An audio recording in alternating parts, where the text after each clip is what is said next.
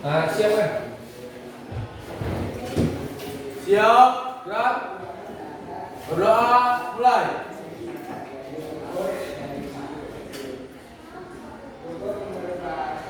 Doa, selesai. Beri salam.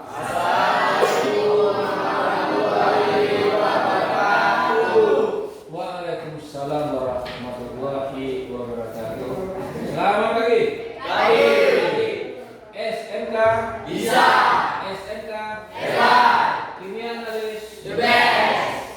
Terima kasih. Kita melanjutkan pelajaran ya. Setelah kita belajar tentang memperkokoh persatuan dan kesatuan bangsa, kita sekarang mempelajari tentang dinamika ya. Dinamika persatuan dan kesatuan bangsa. Perbedaannya apa itu sebenarnya?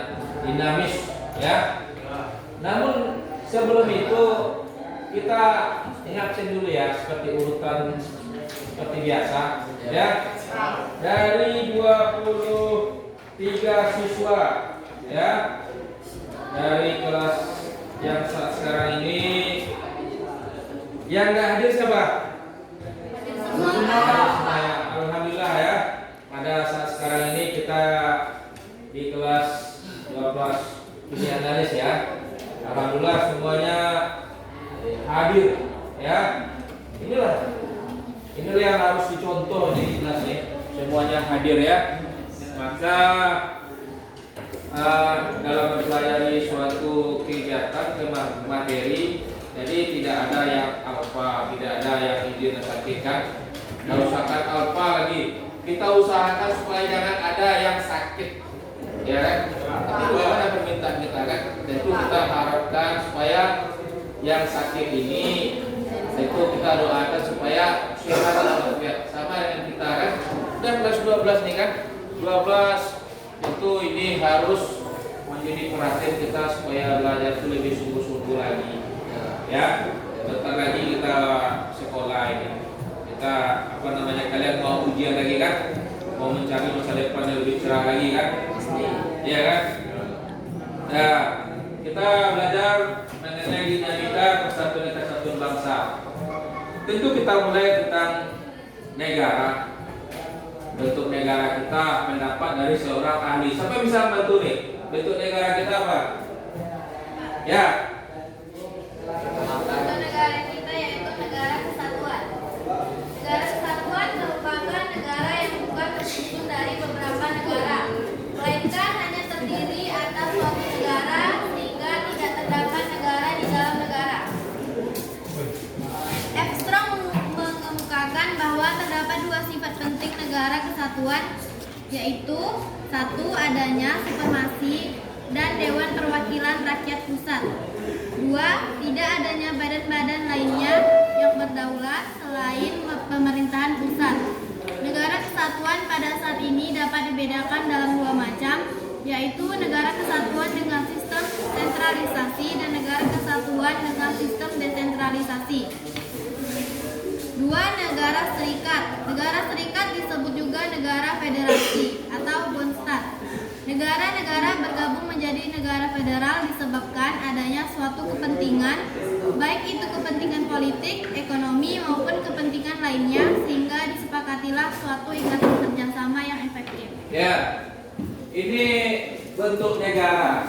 Bentuk negara kita ada dua tadi ya. Bentuk negara kesatuan dan negara serikat ya. Negara Republik Indonesia adalah negara kesatuan. Sedangkan negara serikat itu berserikat ya. Dalam negara ada lagi untuk bisa berserikat ya bersama-sama. Contohnya negara Amerika Serikat. Selain ada provinsi juga ada negara dalam. Kalau negara kesatuan dia negaranya satu. Ya, seluruhnya hanya provinsi. Jumlah dari provinsi kita dari negara kesatuan Indonesia dari Sabang sampai Merauke 34 provinsi ya. Ada di dalam dalam media itu disebutkan sekarang sudah menjadi 38 karena Papua terpecah menjadi 4 ya kan?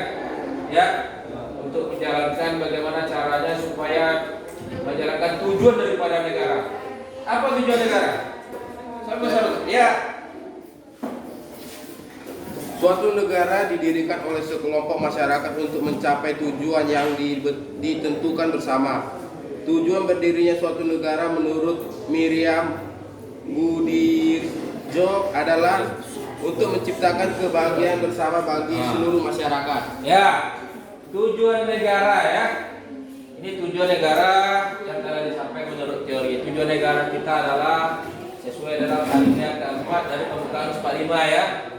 Negara Republik Indonesia kan melindungi segenap bangsa Indonesia, melindungi segenap tumpah darah Indonesia, memajukan kesejahteraan umum, mencerdaskan kehidupan bangsa, ikut melaksanakan ketertiban dunia. Selain itu ada juga fungsi negara. Asal bisa bantu di fungsi negara. Ya.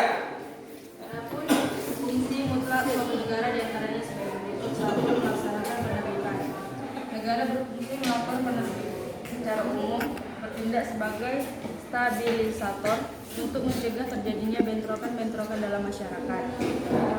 Kedua, mengusahakan kesejahteraan masyarakat rakyat.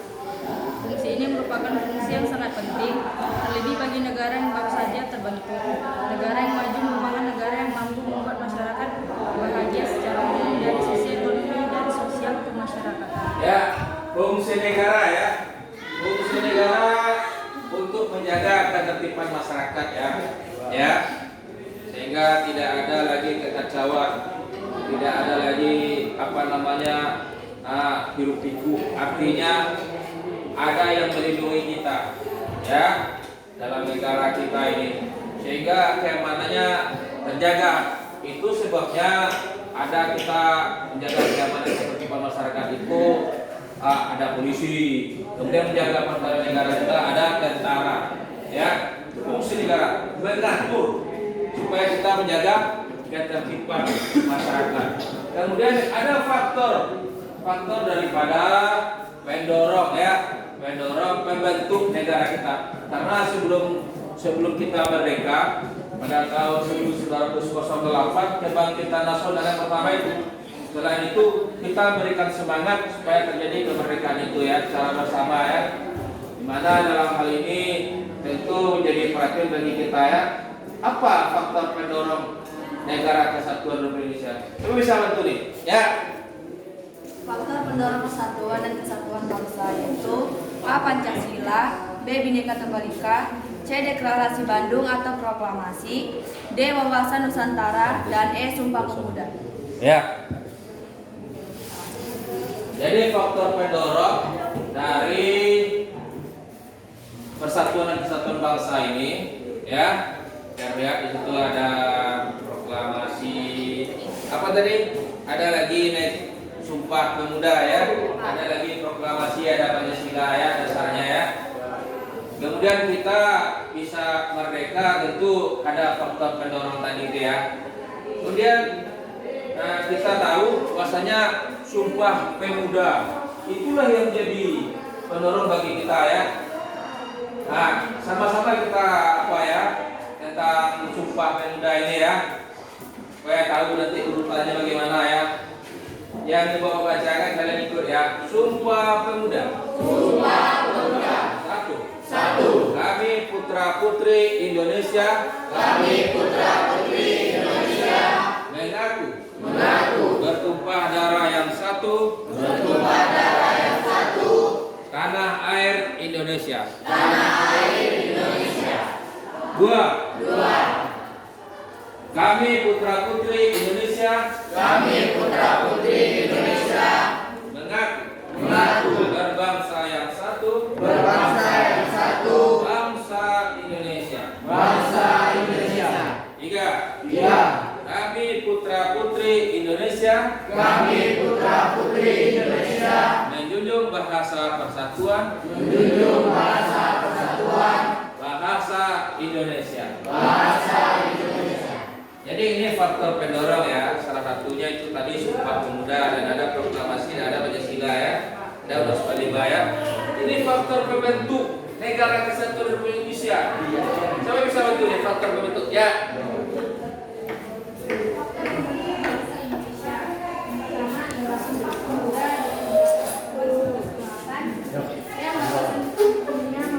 Suatu bangsa yaitu bangsa Indonesia yang berhasil diwujudkan dalam Ikrar Sumpah Pemuda tanggal 28 Oktober 1928. Yang kedua, Proklamasi Kemerdekaan 17 Agustus 1945, di mana Proklamasi Kemerdekaan Indonesia dilaksanakan pada hari Jumat 17 Agustus 1945 pada tahun Masehi. Dan yang ketiga ialah faktor-faktor penting pembentukan bahasa Indonesia. Yang pertama ialah adanya persamaan nasib, adanya keinginan bersama, adanya kesatuan tempat tinggal, dan adanya cita-cita bersama untuk mencapai kemakmuran. Ya, faktor pendorong sudah disampaikan tadi, bahwasanya kita ada dasarnya, kita bisa memperkokoh persatuan bangsa. Kemudian faktor pembentuk, ya, adanya rasa senasib sepenanggungan, ya, ada rasa senasib sepenanggungan. Kemudian ada cita-cita untuk merdeka, ya, tadi dibacakan tadi, ya. Kemudian inilah bahwasanya secara keseluruhan kita untuk bagaimana caranya supaya kita jadi seorang yang betul-betul bersama memiliki cita-cita ingin membangun suatu kemerdekaan. Itulah sebabnya ada proklamasi, ya. Proklamasi kemerdekaan kita pada tahun 1945, ya. Kita merdeka tanggal 17 Agustus tahun 1945, ya. Itu saja mungkin, ya. Masih ada yang apa nih? Hah? Tentang memperkokoh persatuan bangsa ini dinamika. Kita Ada nih Pak konsep negara. ya, tentu ini sebelum itu kita tahu ada pertanyaan dari ini tentang konsep negara, ya. Dari kawan-kawan dari dua konsep negara supaya bantu nih. Konsep negara. Satu, menurut William Budiarjo, negara diartikan sebagai suatu daerah teritorial yang berada diperintah oleh sejumlah pejabat dan pihak-pihak yang berhasil membentuk suatu negara taat pada peraturan perundang-undangan dengan kekuasaan kecuali monopolistis dan kekuasaan yang sah. 2. Harold J. Lasky menyatakan bahwa negara merupakan masyarakat yang diintegrasikan karena mempunyai wewenang yang bersifat memaksa. Secara sah, negara lebih berkuasa daripada individu atau kelompok yang merupakan bagian dari masyarakat. 3. Roger H. Solatu berpendapat bahwa negara dipahami sebagai badan atau agensi atau kewenangan authority yang mengatur atau mengendalikan persoalan-persoalan bersama atas nama masyarakat. Ya, itu konsep negara, ya. Jadi kita udah jauh-jauh tadi tentang apa? Tentang faktor-faktor pendorong dan pembentuk dari persatuan bangsa, tujuan dan fungsi negara. Konsep negara itu sendiri apa? Ya, bagaimana syarat-syarat berdiri negara, kan? Jadi dari kita ketahui konsep negara itu adalah karena dari lapisan-lapisan dari masyarakat untuk kita bisa bersama, ya.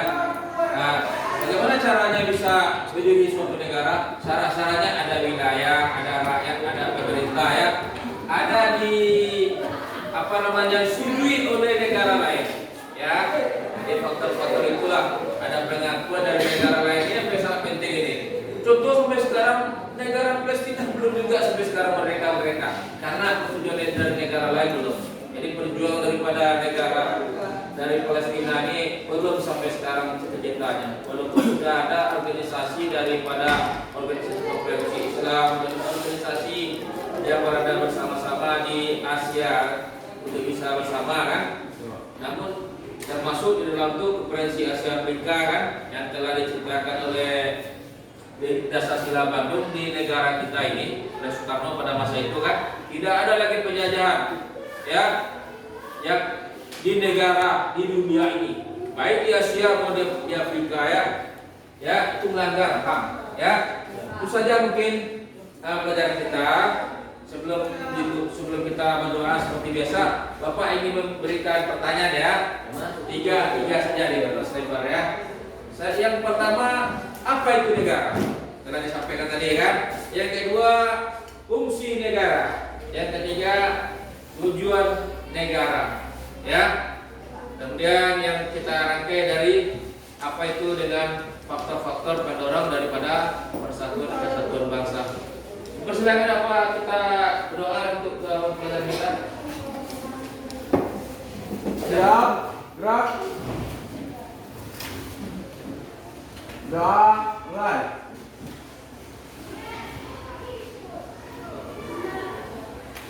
Selesai. Beri salam. Assalamualaikum warahmatullahi wabarakatuh. Waalaikumsalam warahmatullahi wabarakatuh. Demikian ya dari kita pada saat ini. Semoga kalian sukses ya. Terima kasih ya. Ya, sama-sama. Ya, Udah matikan.